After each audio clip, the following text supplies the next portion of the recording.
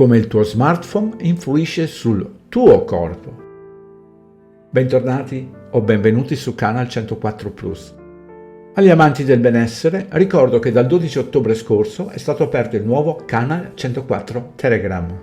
Alla fine del video suggerisco anche come liberarsi dal male. L'esposizione prolungata alla luce blu degli schermi degli smartphone può causare affaticamento visivo digitale, miopia e degenerazione retinica. I bambini sono più a rischio, con un aumento del 21% delle probabilità di miopia. L'uso del cellulare può accelerare il declino dell'udito. Un'ora di chiamate al giorno può potenzialmente desensibilizzare le orecchie e ridurre la capacità uditiva. I campi elettromagnetici degli schermi possono alterare la variabilità della frequenza cardiaca e portare a metaboliti ematici anomali, associati a ipertensione e insulinoresistenza. Gli uomini che tengono il telefono in tasca rischiano una ridotta motilità degli spermatozoi e le donne incinte esposte a livelli più elevati di campi elettromagnetici corrono un rischio quasi triplo di aborto spontaneo. La sedentarietà davanti allo schermo contribuisce al text neck, una postura che porta la testa in avanti e può scatenare dolore cronico, mal di testa e disallineamento della colonna vertebrale. Quanti di voi sono zombies senza saperlo?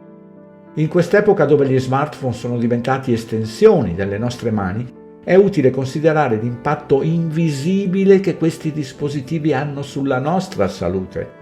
La maggioranza li usa per uno scorrimento frenetico e notifiche infinite, e intanto gli schermi emettono campi elettromagnetici e luce blu, e questi creano una serie di disturbi fisiologici, deterioramento della vista, stress cardiovascolare, problemi di fertilità e potenziali rischi di cancro. Le prove scientifiche suggeriscono che un tempo eccessivo trascorso davanti allo schermo silenziosamente rimodellano il nostro corpo, ma non in meglio. Gli smartphone emettono luce blu visibile ad alta energia che penetra in profondità nell'occhio, raggiungendo la retina. Questa luce blu non viene filtrata completamente dalla cornea o dal cristallino. Studi dimostrano che l'esposizione prolungata aumenta il rischio di affaticamento visivo digitale, miopia e persino degenerazione retinica. La dottoressa Sabrin Kaur, oculista pediatrica, avverte che i bambini incollati agli schermi corrono rischi maggiori.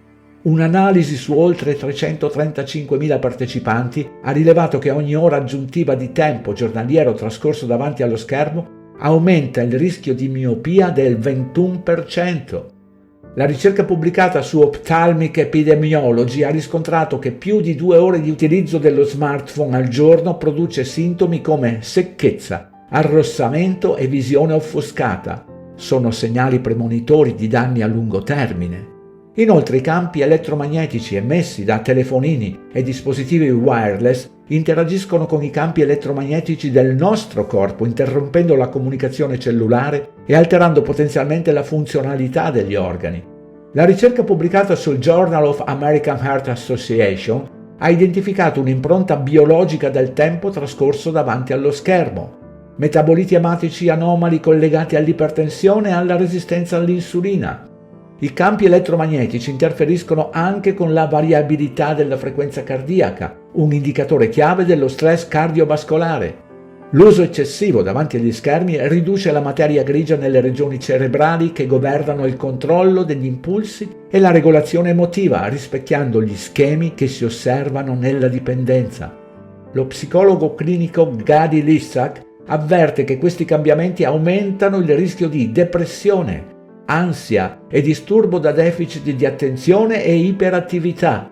Uno studio del 2024 ha rilevato che gli adolescenti con un tempo giornaliero di utilizzo degli schermi da 4 a 6 ore arrivano a tassi di depressione superiori al 35% rispetto ai coetanei con meno di 2 ore. Quanti danni ancora siete disposti ad accettare in questa nuova normalità voluta da altri? Potete sempre cambiare queste nuove sgraziate abitudini e scollegarvi dai social, dove comunicate con immagini elettroniche a migliaia di chilometri di distanza, ma non siete più in grado di comunicare con gli esseri viventi accanto a voi, annusare i loro odori, vederli nella loro interezza sfiorare le loro mani, conoscere dal vivo i loro amici e ritornare a vivere nella realtà di gruppo naturale, non dell'essere moderno scollegato dalla natura che crede di far parte di inutili gruppi elettronici. Dite che esagero? No.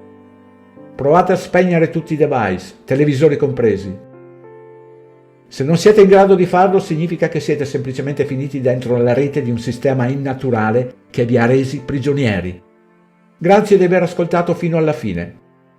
Ah, sappiate che oltre al campanello del vicino esistono ancora i libri e la possibilità di comunicare col telefonino senza usare messaggi, filmati e immagini.